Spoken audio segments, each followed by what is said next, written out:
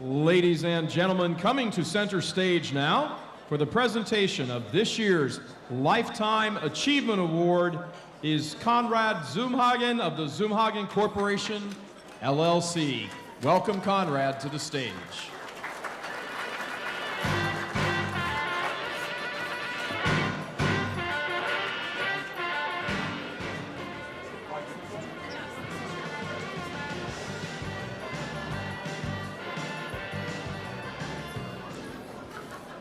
Welcome. Another hell of a night here, huh?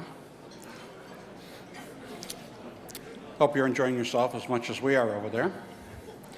You know, working as a supplier in the automotive plastics biz that we all know and love, you get to meet a lot of people, some of whom you actually like. And if you're really lucky, some of those become good long-term friends. And many of you here tonight are in that category for me, mostly old guys. But tonight I'm pleased to introduce one of my favorites in that category, one of the good guys. You know, we all talk about, do you know this person? We say he's a good guy, or we don't say anything. And this gentleman is not only one of the good guys, not only a real plastics guy, plastics and composites, but also a real car guy, a racer, even raced with his daughter who's here. And she's a pretty good driver too. But from what I hear, and not just at the table tonight, a pretty good husband and father, and personally a good friend, also known as Father Viper. Let's bring him up here for his well-deserved award. My favorite tall, bald Swede, Roy Sjoberg.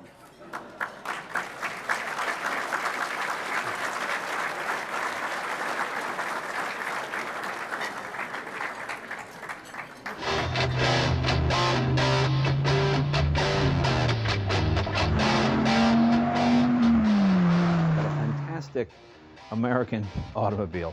Certainly a one-of-a-kind type of car. It had what we wanted: the horsepower, the reliability, the braking, and the handling. Road testers would complain when they got out, they would burn their leg on the hot exhaust pipe. Shut up, you weenie. So we Viper owners call that the red badge of courage.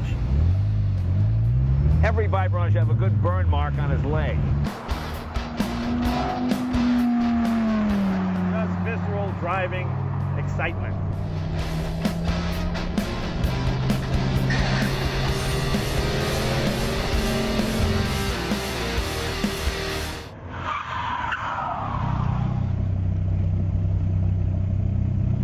Stop's good. Hey guys, see cute girls wave at you when you have a Viper. Oh, they just go, look at the creepy old guy in these sports cars.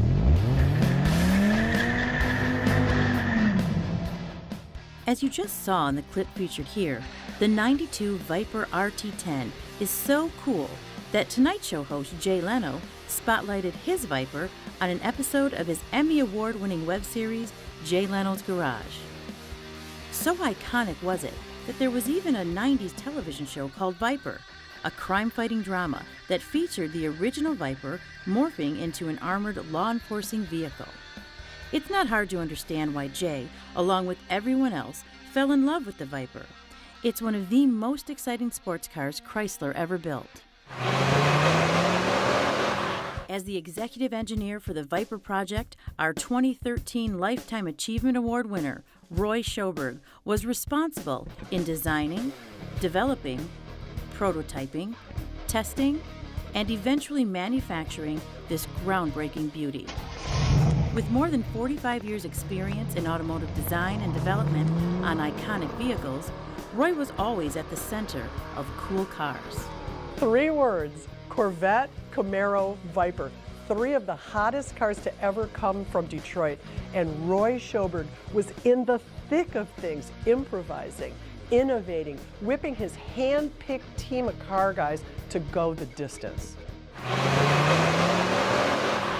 Working on the development of the Viper was a huge undertaking with an unheard of 36-month deadline. But Roy was just the man to make it happen, which was also Roy's personal philosophy throughout his career. But when Roy had the opportunity to take on the Viper, he took it. And that was a major accomplishment because he did make it happen. The road to Detroit is littered with dead car ideas that didn't happen. Roy made the Viper happen. Well, I think part of the secret for Roy is when you ask him about the Viper program, or when I've seen the press talk to him about the Viper, he always makes sure to mention all the team members, what specifically they did on the program, very deferential to that, and I think that's what's built these long-lasting bonds, so that they get recognition for the extraordinary effort they put out in creating a car in 36 months. But Roy didn't let the time crunch stop him from using several technology innovations on the Viper, including composite materials, aerospace technology, and the development of a patented hybrid fabric used on the windshield surround for the vehicle. Roy provided an environment for innovation right from the beginning when the teams were formed, and he always encouraged people to think and provide some new leadership in the materials and the application. And one of the things that I have done with Roy was in developing a unique fabric that we use on the windshield surround part, and it was very successful. We even have a patent on that, and that's the Roy's contribution in creativity and also the environment where people try to develop things. Despite the tight schedule, special industry recognition and high achievement awards were bestowed on the '92 Dodge Viper. Oh yeah, and not only was it the pace car for the '91 Indy 500, but it won several races too. And the innovation on the exterior body panels was very encouraging, and later on we won several awards on that, both from the SPE and the SPI. And also the vehicle itself had won several racing awards for its speed and performance. Roy fostered an esprit de corps among Team Viper and also developed the platform team concept, creating a corporate-wide mantra at Chrysler. One of Roy's great strengths was the ability to bring together people that had nothing in common per se to start with, other than the fact that they were working on the Viper team, and to forge a team out of people that came from very varied backgrounds. And we ended up in this old, awful looking room in the back of Jeep Truck Engineering, which was kind of a cast-off dungeon almost. And we had all this cast-off furniture, and yet he began to find ways to bring people together and to forge an esprit de corps, a feeling of specialness along inside the team. It turned out that one of his neighbors was a jeweler. And he came in one day and he said, "What do you think about if we had some team rings made? Anybody interested in having a special ring to be on the team?" And there were a number of us that said, "Well, yeah, if it doesn't cost an arm or a leg, that'd be kind of cool to have a team ring." So he did that. And he had this guy make this great ring, and the rings are coveted items. Roy made waves by passing around a list, as I recall, of two car enthusiasts looking for other car enthusiasts in the company. It was not a very popular move at the time, but he was looking, he said, for people with fire in their bellies, and that worked. This became Chrysler's very first platform team. There are lots of reasons why Roy deserves this award, not the least of which is the fact that he is one of the good guys. Congratulations, Roy, on a lifetime of success. As a supplier, you have a lot of customers, and you love all your customers. But some of the customers you get to work with, and you get to know, qualify, whether they be male or female, as the good guys. Roy has, and always has been one of the good guys. I truly believe that Roy has packaged so much engineering talent and success at his endeavors over the past 50 years that I've known him, and that could be a lifetime in itself. I am thoroughly proud of the SPE recognition of his accomplishments. You know, after all these years of Viper, I'm not sure if people out there remember Roy Sjoberg the way I remember Roy Sjoberg. He was a really, really, really important man. Roy, I just want to tell you one thing. I think you completely deserve this Lifetime Achievement Award, mostly not just for the Viper and what you did with Camaro and what you did on Corvette, but for just making it cool to be in plastics.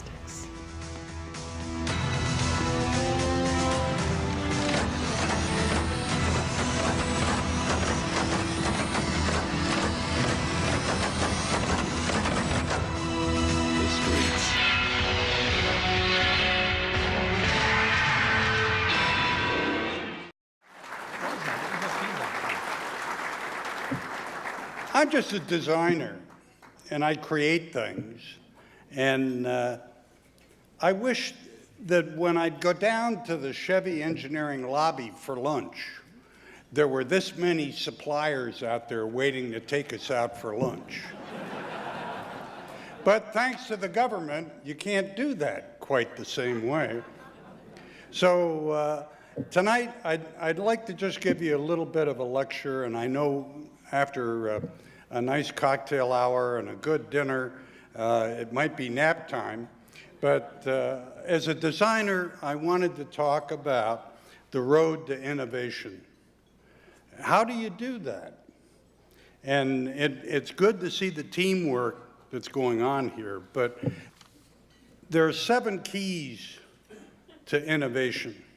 And I created a heptagon tower, which I've got one here, and you can look at it afterwards.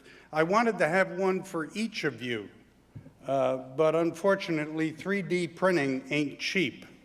So the students in back, the 2 tables, have it, and it lists the 7 keys to success, and that's the top of it. So the first key is network. And you are a network. It's a fantastic opportunity to meet people, to understand what's going on, and you never know who's going to help you on that network. But there's someone out there when you're in trouble from your network that can bring you around. And what I use as a retiree, I use the Automotive concourse. It's a great place to meet doers, and it's kind of the 80-20 rule. 20% do, 80% talk about it, and you want to meet the 20%. That's the network you want. The next key is integration. A to Z. I went to school in Canada. You'll recognize that when we get to recognize, because it's spelled a little differently. But A to Z in integrating who is out there. What do I need to bring in to find and solve the innovation? And even in a handmade car like Ferrari, they have robots. They use technology. So it's key to integrate. The third key is timing. It is a 4D world, and that's a picture of the Chrysler gas turbine. I've often thought, gee, what if the gas turbine came out today? What might happen? But it came out too early. So keep timing in mind, it's key. The fourth key is anticipation. Yes, manure happens. I thought about how to say that, so I figured that's the best way to put it. But whether you call it design for failure mode or quality procedures, check the process. Anticipate what could happen. And the pictures there I took at Normandy, D-Day. And the American generals were told, we're going to a beach, 5 miles long, a beach. Everybody knows a beach, right? We take our kids out, we go in the sand, and they practice at the Panhandle in Florida for the beach. The British generals said, well, this is a different beach. But the American generals didn't listen. And if you notice the first photograph, the beach had a seawall made of Belgian block. And when Belgian block is wet, you can't climb it. And the American troops were stuck on the beach. And they couldn't get off until a British frigate recognized and blew a hole in the beach. And the other thing was, in anticipation, they thought, well, the Air Force bombing, the naval bombardments, the German guns are gone. The picture you're looking at is one of all but one gun. 70 years later, that's what it looks like. No bombardment took them out. So that's the sort of things you need to anticipate. We were fortunate enough that the Germans used World War I guns for the armament, and they couldn't de-elevate and shoot on the beach. Had they been able to, our American troops would have been all dead. So anticipate, that is an important key. The fifth key is track. The first thing you learn when you go racing is walk the track. Because that's where you find the nuances, the bumps, the potholes, or in Gingerman, where the water exudes up through the track and you're going to slip. So walk. What that really means is the Toyota chairman at the car seminar up in Traverse City said, go to the front lines. Get out from behind that damn desk and go out front and see what's going on. And I would tell our government that over and over again today. Get out from behind your damn desk and find out what's going on. So track. The other thing that I did think about was Pete Estes, a former General Motors president, decided that General Motors should have a world car. Everybody wants a world car. What a fantastic idea. And he got us together at engineering staff where Earl Poston worked, 40 of us, and said, we're going to have a world car. He never called us back together, never tracked it, and the only common thing we had in that world car was a layout of the fronted dash with exceptions for Opel and Holden and Isuzu and Pontiac and whatever. If you don't track it, you don't know what's going to happen to you. The sixth key is just a simple recognition. 80-20 again. 80% of the people never say thank you. If you go say thank you to your people, to your team that stands up here, you're going to get cooperation that you can't believe. And the Viper team, we had lots of celebration. That happens to be a picture at the Moose Preserve, which is at Square Lake in Woodward. We get together and tell lies every year, but it's fantastic. The gelling together is really terrific. So recognize people and say thank you. I've had so many people say, well, hell, you're going to have to pay them more money. No. A thank you is really important. And the seventh key, and when you look at the heptagon, the 3D printing, inside is the word dream or vision, however you want to look at it. But when you cut down all the trees, that's her daughter-in-law, when they cut down the trees to build their house, what the hell are you going to put there? Have a dream and share it with everybody. And you help the Viper team make that dream happen. Last slide. Thank you.